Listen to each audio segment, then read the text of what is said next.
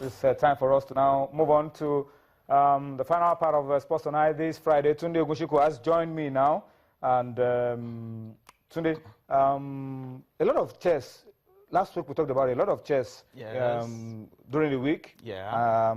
Let me just allow you to fill us in. Let's start with the ones here in Nigeria. I know there was a lot of events, Maryland. Yeah, to honor the late MKO. June 12th. Yes, to honor June 12th. June 12th happened during the week as well. Yeah, exactly. And well, it actually happened on June 12th on Sunday. On a Sunday? Yes. Yeah. The MKO Speed Chess Tournament actually held, and about 8 players participated, more like an invitational, and the International Masters showed that they were International Masters. Exactly. International Master Odiona Ikoje came up tops in the first of 2 double headers that was played that day. It was a blitz tournament, so it was more or less like it's something that everybody. It's something that we could easily just play a set of 2 rounds, 3 rounds on the same day. So, International Master Odiona Ikoje came up tops in the first of the 2 events, and then International Master Adu Oladapo came up tops in the second event. Point to note, actually, is that in the second event, International Master Odiona Ikoje just needed a draw in his last game against Adu Oladapo to win the tournament, and Adu Oladapo picked up 2 wins over Odiona Ikoje. It was brilliant. You know, Adu Oladapo, he has a way of seeing games before they are played. Well, so he has said. That's on the latter side. That's Odiona Ikoje. So it was a very, very good tournament. At least the guys are using it to shapen up exactly, for the challenges ahead. Prepare for the challenges ahead. The veterans versus youngsters, which are supposed to also hold on the Monday, 13th. The young guys refuse to show up. Why? Well, are they afraid of the veterans? No, it's not as though they were afraid of the veterans, but at the same time, you look at it and you see that some of these young players had to be in other places at on that particular day. So, unfortunately, the match was eventually shifted to July 10th to see how we're going to make that happen. And the venue will still be the same at the Maxton Hotels and Suites at Maryland. The Sipan Chess Leagues, however, Chess League is starting tomorrow. It's going to be a series of 3 games per weekend, and then within 5 months, the league will come. It's a league that will run for 5 months. For 5 months, 9 rounds for 10 rounds for the time being, and then eventually we'll see how we can develop on that in the coming seasons, because this is the first season of the Sipan Chess League. It's actually put together by the Chess Players Association of Nigeria, and I commend them for that. Exactly. It's a if tournaments are not there, they can organize tournaments for themselves. Yeah, certainly. That's the essence why we have the Chess Players Association of Nigeria. But at the same time, they are also there to complement what the Nigerian Chess Federation is doing, considering the Nigerian Chess Federation is the body that holds together chess both locally and internationally. And they've been looking to put together a few things, which includes the Millionaire Satellite Chess that hopefully will be holding next month, July. And then, well, we have some of our players representing outside of the borders, outside of the shores of Nigeria. We have who will be going for it? Yeah, who will be representing Nigeria at Uganda, the Africa Individual Chess Championships, which is coming up next month at Uganda. So it's going to be interesting, because the winner of that tournament would actually get a G Grandmaster title. If the person is not already a Grandmaster, well, we are hoping that we will have our first Grandmaster from that tournament. Wow, that will be huge for us. Yes, it's going to be a major, major sell for Nigerian chess, because, well, we are going to be having the first Grandmaster in the whole of West Africa. So it's going to be a very, very huge stuff. And then the females that will be participating in the tournament would also be fighting for the Women Grandmaster title, which, if a non-Grandmaster picks up the top spot, would eventually get the title of the Women Grandmaster title. You know what, Tunde?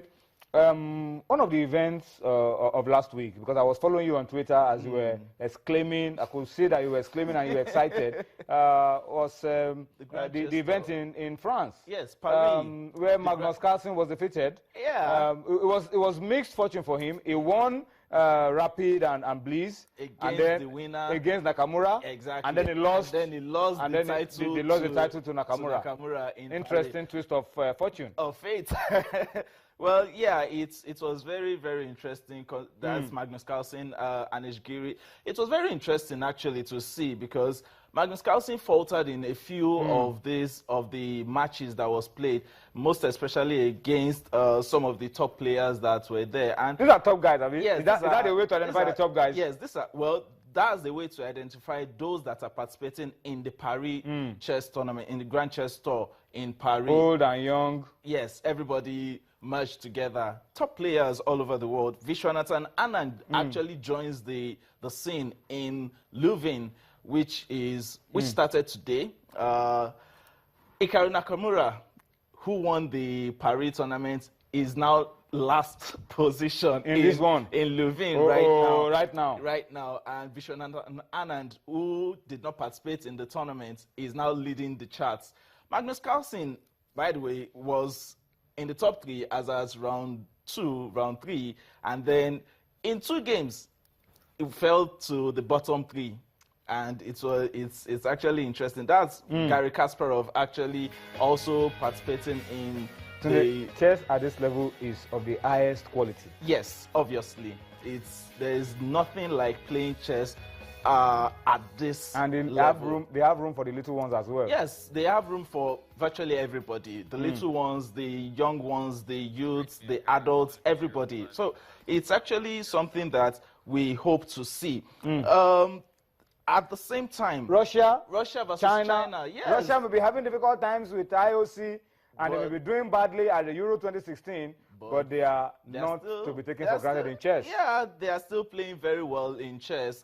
They played a friendly match against China just last week, and the final result had the men, the Chinese men drawing 5-5 against the Russian men, and then the women of China showed themselves. They showed themselves stronger than the Russian female, and it was very, very interesting to see that the Russians lost 3-7 to the Chinese. Yes.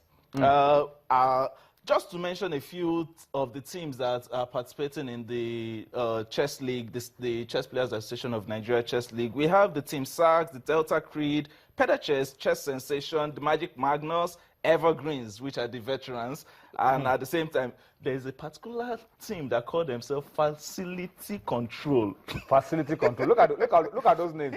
And then the Blue Ocean. Blue Ocean. That's the kind of name you find. It's a team. I mean, but I'm happy. At least I am happy with what the players are doing, organizing a league that will run for 5 months, and you have all kinds of names coming up. Exactly. Well, we'll follow you today, but I must commend you for the good job that you are doing. Thank you I'm sure there's still going to be plenty for us next week as well. Certainly.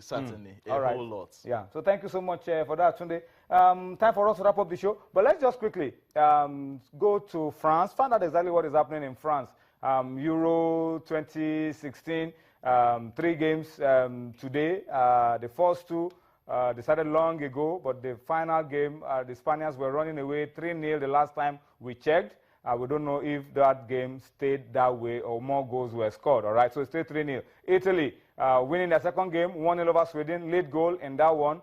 Czech Republic, Croatia, 2-2, late drama in that one as well. And then Spain have taken out Turkey, 3-0. These are the results of Euro 2016 games played today. All right, let's close the show by talking about NBA finals. We are going for Game 7.